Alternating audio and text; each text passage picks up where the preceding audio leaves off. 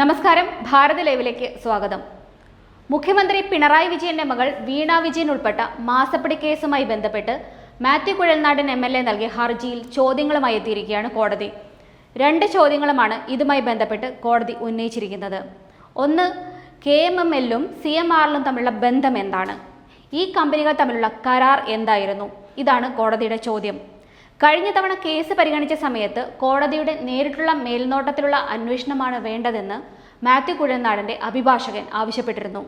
വീണ വിജയന് ലഭിച്ച മാസപ്പടി CMRL മുഖ്യമന്ത്രി നൽകിയ വഴിവിട്ട സഹായത്തിന്റെ പ്രതിഫലമാണെന്നാണ് ഹർജിയിൽ ആരോപിക്കുന്നത്. ഇതിന്റെ പേരിൽ വിജിലൻസിനെ സമീപിച്ചെങ്കിലും അന്വേഷിക്കാൻ തയ്യാറല്ല എന്നും കോടതി ഇടപെട്ട് അന്വേഷണത്തിന് ഉത്തരവിടണം എന്നുമായിരുന്നു ആദ്യം ആവശ്യപ്പെട്ടത്. ഇതിന്റെ പേരിൽ കോടതി ഇന്ന് വിധി പറയാനിരിക്കെയാണ് മാത്യു കുഴൽനാടൻ തെളിവ് കൈമാറാമെന്നും കോടതി കേസ് അന്വേഷിക്കണമെന്നും ആവശ്യപ്പെടുന്നത്. അതുകൊണ്ടാണ് കേസ് ഇന്നത്തേക്ക് മാറ്റിയതും. അതേസമയം ED സമൻസ് ചോദ്യം ചെയ്തുള്ള CMRL ഹർജി പരിഗണിക്കാനിരിക്കെയാണ്. EDയുടെ 2ാം സമൻസ് ചോദ്യം ചെയ്ത് MD ശശിധരൻ കർത്തയും 24 മണിക്കൂറും തടഞ്ഞുവെച്ചത് നിയമവിരുദ്ധമാണെന്ന് കാട്ടി 3 ഉദ്യോഗസ്ഥരും നൽകിയ ഹർജിയാണ് ഹൈക്കോടതിയുടെ പരിഗണനയിലുള്ളത്. ഹർജിയിൽ എൻഫോഴ്സ്മെന്റ് ഡയറക്ടറേറ്റ് വിശദീകരണം നൽകിയേക്കും. ഗുരുതര ആരോഗ്യ പ്രശ്നങ്ങളുണ്ടെന്നും നേരിട്ട് ഹാജരാകാനാകില്ലെന്നുമാണ് CMRL MD ശശിധരൻ കർത്ത നൽകിയ ഉപഹർജിയിലെ വാദം.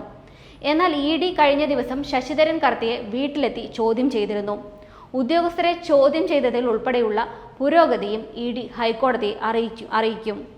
ജസ്റ്റിസ് ശോഭ അന്നമ്മ ഈപ്പൻ അധ്യക്ഷനായ അവധിക്കാല സിംഗിൾ ബെഞ്ചാണ് CMRLന്റെ ഹർജി പരിഗണിക്കുന്നത്.